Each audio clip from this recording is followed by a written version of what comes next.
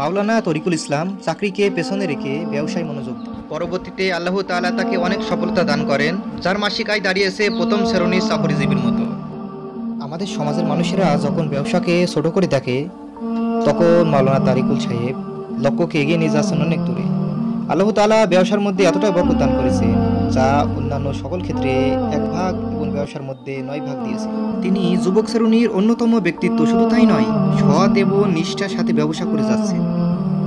গ্রাম বা গলিতে সব জায়গায় তিনি প্রশংসা কুড়াচ্ছেন, এমনকি তিনি এমনভাবে পরিধি আঁকছেন যাতে করে আশা করা যায় তিনার ব্যবসাটা এক বড় আকার ধারণ করবে।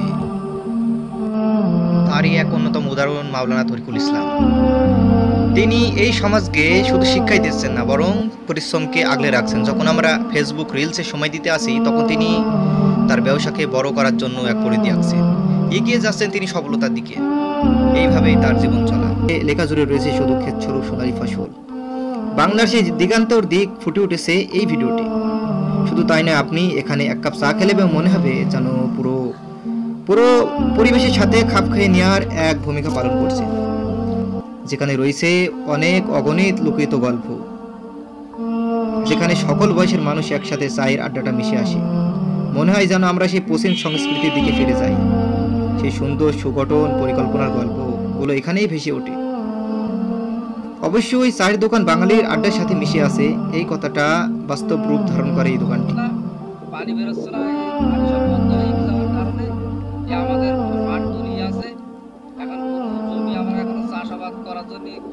পরিবেশের সাথে খাপ খাইয়ে লওয়া এই ব্যক্তিত্ব এক অসাধারণ ভূমিকা পালন করেছে। সাধারণত আমরা দেখে থাকি এখানে অনেক অঞ্চল থেকে মানুষ আসে যা 1 কাপ চায়ের জন্য। আসলে কি 1 কাপ চায়ের জন্যই আসে? না, এখানে যে পরিবেশ সৃষ্টি হয়েছে সেটার জন্য অনেক ভূমিকা রাখছে। তার পরিকল্পনাগুলো অনেক সুন্দরভাবে গঠন করা হয়েছে। আমরা মাওলানা তরিকুল ইসলাম সাহেবের কাছ থেকে একটা বিষয় শিক্ষা নিতে পারি, কোনো ব্যবসাকে আমরা ছোট করে দেখি না। আর যদি ছোট করে দেখে থাকি, তো জীবনে চলার পথে অনেক বাধা হতে পারে। এজন্য আমাদের সকলের উচিত যে আমরা আমাদের ব্যবসার পরিধি আস্তে আস্তে বাড়ানো, যেগুলো উন্নত প্রযুক্তি উন্নত দেশগুলো ব্যবহার করছে। এজন্যই আমাদের যুবক শ্রেণীকে অবশ্যই ব্যবসার প্রতি আগ্রহ দেখাতে হবে। ব্যবসা এমন একটা বিষয় যা প্রত্যেকটা মানুষের সততার সাথে আঁকড়ে ধরতে পারে। প্রতিটা চায়ের সাথে লুকিয়ে আছে এক স্মৃতিগাথা গল্প। গল্পের সাথে লুকিয়ে থাকে সেই চায়ের আড্ডা।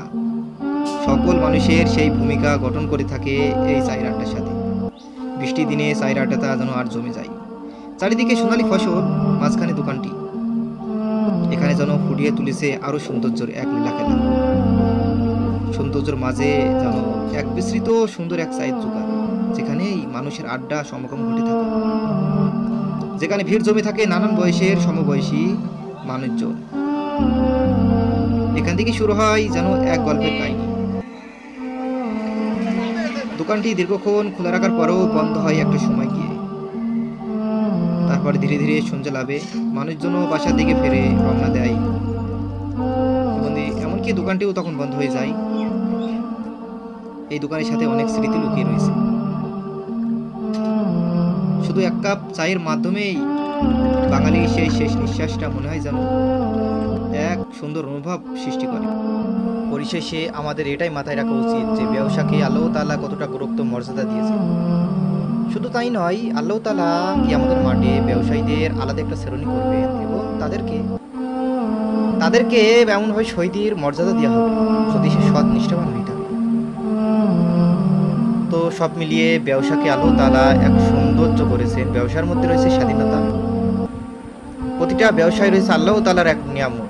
আপনারা দেখতে পাচ্ছেন এখানে চারিপাশে কত সৌন্দর্য আঁকড়ে হয়েছে। এখানে সবসময় মানুষের সমাগম ঘটে। যেহেতু আল্লাহ তাআলা রিজিক প্রদান করেন, আল্লাহ তাআলা সবার রিজিককে নির্ধারিত করে রেখেছেন।